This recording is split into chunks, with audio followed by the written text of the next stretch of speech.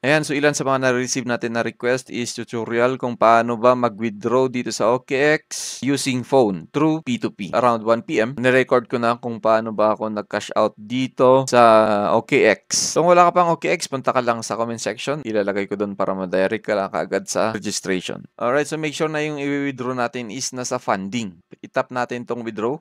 Lalabas ito and then P2P trading. Meron buy dito and then merong sell din dito. Siyempre, magbebenta tayo. Tap natin tong sell. Dito ang pipiliin natin na payment method is GCash. Konting reload.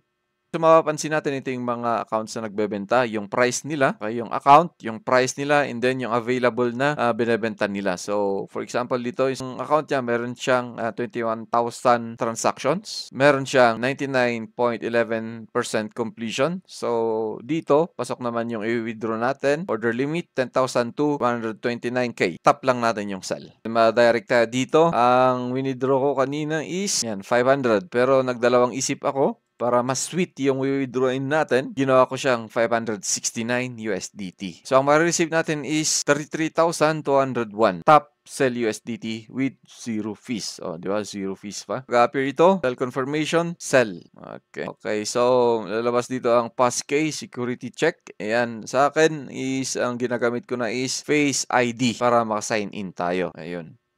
Pending for buyer's payment. Pwede nating i-chat by tapping this.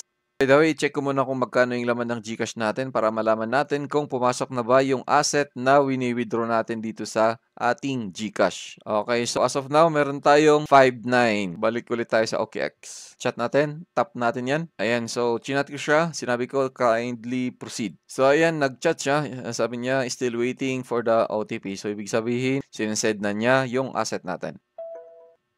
Ayan. So, ayan, nag-send siya ng screenshot. Make sure na bago natin i-release yung asset, bago natin pindutin ito, okay? Bago natin i-tap tong release now, i-check muna natin kung na-receive na ba natin yung asset natin sa GCash natin.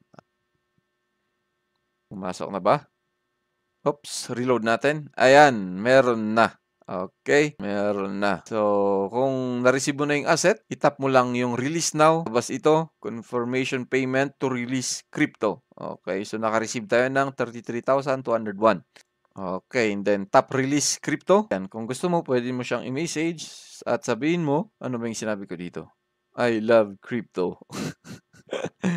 Oy, may kiss pa. No. Thanks lang. I hope na nakatulong ako, and then kung may mga tanong pa kayo, message nyo lang or i-comment nyo dyan sa baba. Good luck sa mga trades natin dyan.